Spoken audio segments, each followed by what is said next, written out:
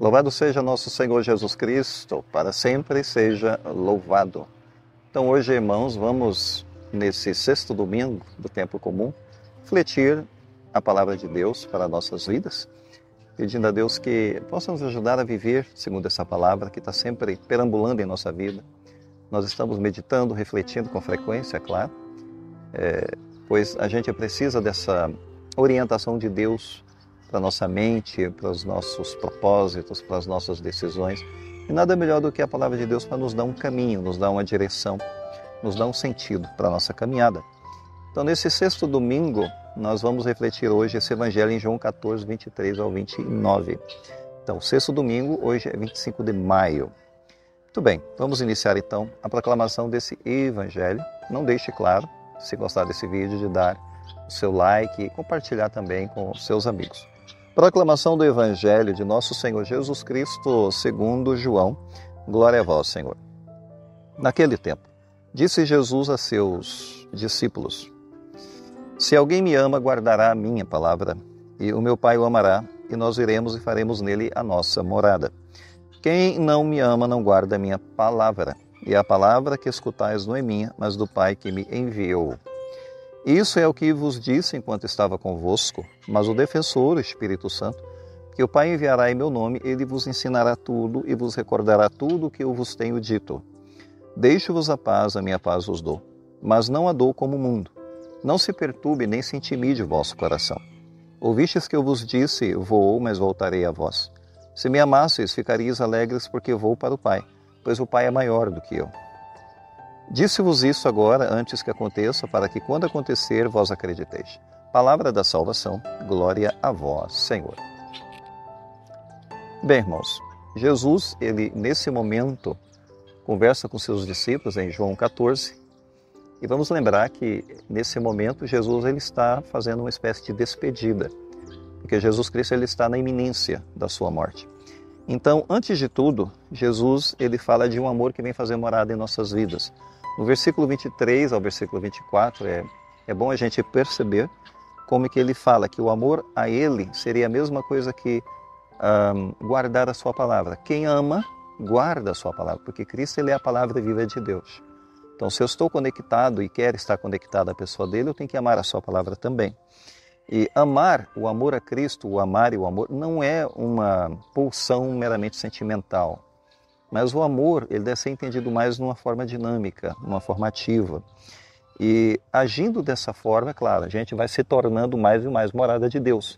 Se o nosso amor é dinâmico, se o nosso amor é ativo. E Deus ele quer habitar mais no coração humano, como Cristo deixa muito claro. Mais do que no templo de pedra, porque os templos consagrados e abençoados em nome de Deus, tem a presença de Deus lá. É uma presença misteriosa, sutil. Ali é a casa de Deus e tem a bênção de Deus. Agora, é no coração humano onde Deus quer fazer de fato a sua morada. Depois Jesus ele coloca um outro ponto, que é a presença do Espírito Santo, que é essa outra pessoa da Trindade, que vai ser uma espécie de mestre para a nossa memória, porque ele vai nos recordar muitas coisas. Ele fala dele como defensor. Entre aspas, Jesus diz, ele vos ensinará tudo e vos recordará tudo o que eu vos tenho dito. Fecha aspas. Então o Espírito Santo vai recordar o quê? Ele vai recordar a vida de Cristo, ele vai recordar as palavras de Cristo. Ele vai aprofundar aquilo que Cristo revelou e que muitas vezes não foi muito bem compreendido. O Espírito Santo vai jogar uma compreensão de aprofundamento naquilo que Cristo revelou e não foi perfeitamente assimilado.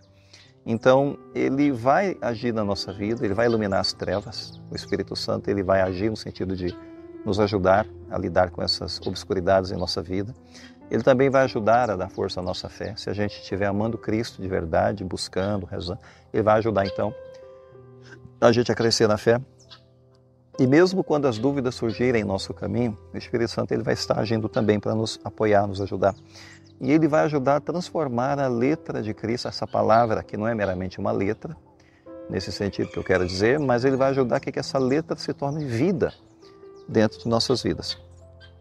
E Jesus fala de uma paz aqui que o mundo não conhece. O mundo desconhece a verdadeira paz. No versículo 27, entre aspas.